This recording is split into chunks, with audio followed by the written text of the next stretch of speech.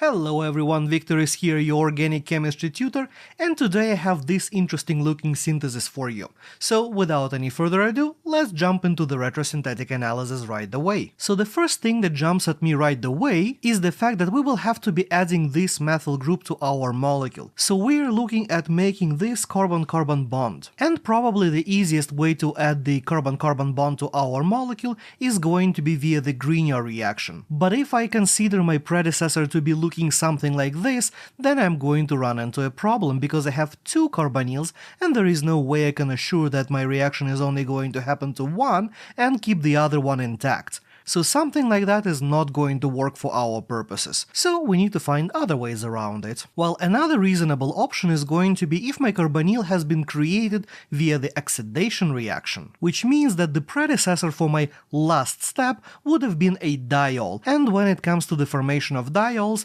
that is quite a simple reaction of alkenes, where we're going to take an alkene and subject it to a dihydroxylation reaction and form a diol. So that means that if I have a diol as a predecessor, that would be a reasonable proposal to say that the predecessor to the diol is going to be an alkene. Now, we still haven't quite solved the problem of adding this methyl group to our molecule, but we're working towards that. Let's look at our double bond for the moment here.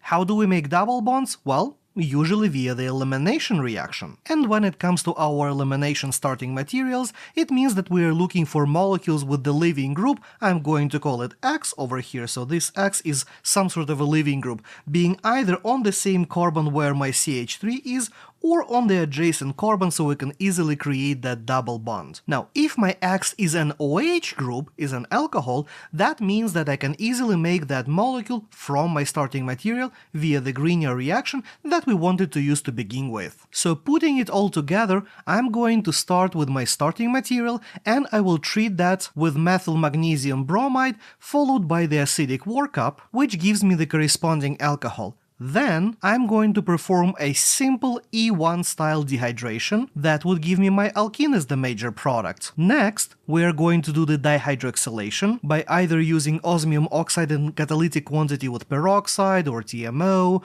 or potassium permanganate and basic media, or there is about a million ways how you can do that, giving us our vicinal diol. Since we don't really care about stereochemistry in this case, you can use either the syn dihydroxylation, like with osmium oxide or potassium permanganate, or you can use anti-dihydroxylation via the epoxidation and then opening the epoxide. As I said, it really doesn't matter. And the last step that we have here is going to be the oxidation of the secondary alcohol that we have right over here to the corresponding ketone. And for that you can use truly any oxidation technique you like, because secondary alcohols will always oxidize to corresponding ketones, and tertiary alcohol that we have right next to it is going to stay untouched. So here I will perform, let's say, a Swern oxidation with oxalyl chloride and DMSO. And if you like any other reaction, you can just as well do that. And there you have it. Now, is this sequence the only one that we can use to accomplish this transformation? Well, of course not. There are plenty of other methods that you can use. This one is probably going to be one of the most straightforward and efficient ones. However, if you have any other ideas how you can accomplish this synthesis, let me know in the comments below. As always, thank you for watching. If you learned something new today, don't forget to hit that like button to help promote this video and help more students see it. Subscribe to the channel for daily organic chemistry updates.